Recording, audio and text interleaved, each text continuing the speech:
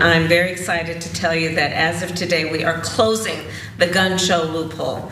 Basically, we are requiring that anybody who sells guns as a dealer has to do background checks. And what we know is this is going to save lives. Thank you. Yes, that is a problem. That is a massive loophole, and it's done.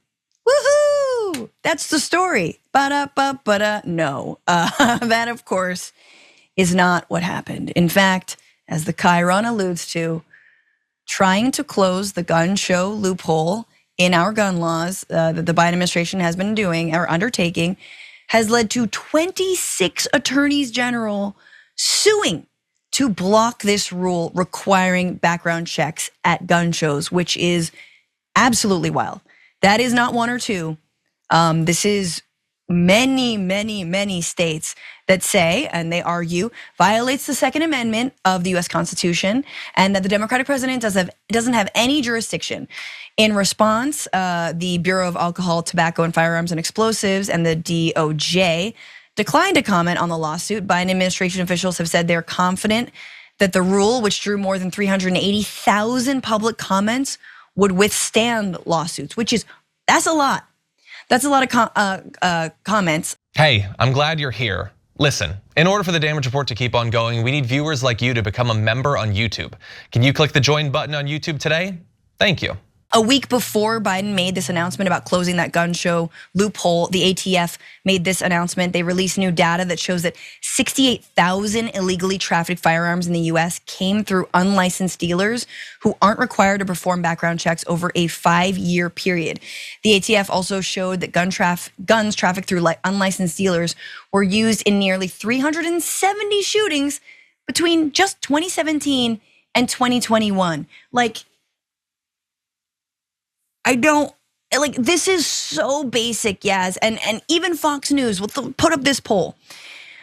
Even Fox News is putting up a poll or doing a poll that shows that most people agree that we need to have background checks for guns, just broadly. But look, I've been to a gun show. I was there. I was covering it, not because I'm interested in them. And it's true. It's like no matter what state you're in, no matter what laws are in that state, for some reason, if you lay all the guns out in a barn and you play some music in the background and there's kettle corn being sold in the corner, suddenly none of the gun laws apply and you don't need to do a background check. You can just walk out of there. And literally, Yaz, I was covering this gun show and I walk out and there's two dudes who were just there because they were curious and wanted to go to the gun show. They say to the one says to the other, "Wow, I can't believe you can just buy that." Yeah. I mean, I'm in Texas. There's billboards everywhere on our freeways advertising these gun shows. And I mean, even in the smaller towns, they have their own mini gun shows. I've never been to one of them. So you have one up on me there, which is funny because I live in Texas. So you would have thought that I would have stumbled into one at some point, but no. But the people are tired, right? This is the first time in a long time that our federal government has done literally anything to protect citizens from some kind of gun violence, right?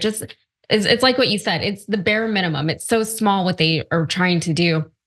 And the fact that there is so much pushback to this is ridiculous, if not expected, and this has such widespread implications, right? This speaks to just the general safety of our schools, of our people in businesses and offices, in movie theaters, leisure activities. It's shaping our society in ways that a lot of Republicans especially don't want to talk about, right? People are afraid of their neighbors. People are afraid to open their doors if there's someone at the door. And things weren't like that just 10, 20 years ago, right? You remember what it was like growing up in the 90s. There was just people who would show up at your door and it wasn't a big deal, Yeah. And I was just reading an article. There was a school in Connecticut and they banned phones from classrooms, right? Which is most classrooms don't have phones in classrooms anyways, or they're banned from being used, but they actually locked up the students' phones. And across the board, they saw improvements in the students' interactions with each other and with their teachers, and they were more engaged in the classroom. and it just felt, like school was supposed to, and anxiety levels and things like that. But the main argument against what the school did, even though it was proving to be beneficial to the students and teachers overall, the main argument was that what if there's an active shooter in the school and these students don't have access to their phones? So it's just depressing. things like our society is broken from this. So broken. It's the most broken, and truly, like, the gun show loophole is the smallest thing. And the last thing I'll say on this is there's a reason that actually people who buy guns at gun shows are more likely to commit crimes with them, because there are no background checks. That's why you've got the stat of 370 of the guns that were purchased were involved in shootings between 2017 and 2021. These are not people who purchase them for like home safety. And specifically, and I've been to the border on Texas, they advertise for guns and gun shows on the border. Why? Because so many of the guns that are purchased without background checks are actually funneled south to Mexico, to Guatemala, to El Salvador, and are part of the reason that so many migrants are fleeing gang violence there, because all those guns are originating where? From the United States.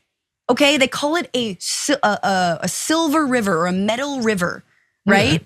Like, that's the idea. That's how many guns are flowing into South America or Latin America from the United States. So just like, if you were a criminal, where would you get a gun? A gun show. And so why are 26 attorneys generals, like, who are they bought and sold by? Is this the gun lobby, or is this something even more sinister and creepy than that, right? Like, but even the gun lobby's like, you know what? Our biggest customers are criminals and are gangs, so we're gonna need that. Meanwhile, we're told that, like, oh, the gang violence and MS-13 and all these crazy Latinos, they're all bringing the crime in. Who is supplying them weapons to commit crime? Yeah. And gun manufacturers. Real quick, last thing I will say about this is that even here in Texas, there's overwhelming support for some kind of controls on who gets to buy a gun, who gets to use a gun, laws surrounding gun ownership, right? And yes, responsible gun owners will not have a problem with closing the gun show loophole. So that's the last thing I'll say on that. No, 1,000,000%.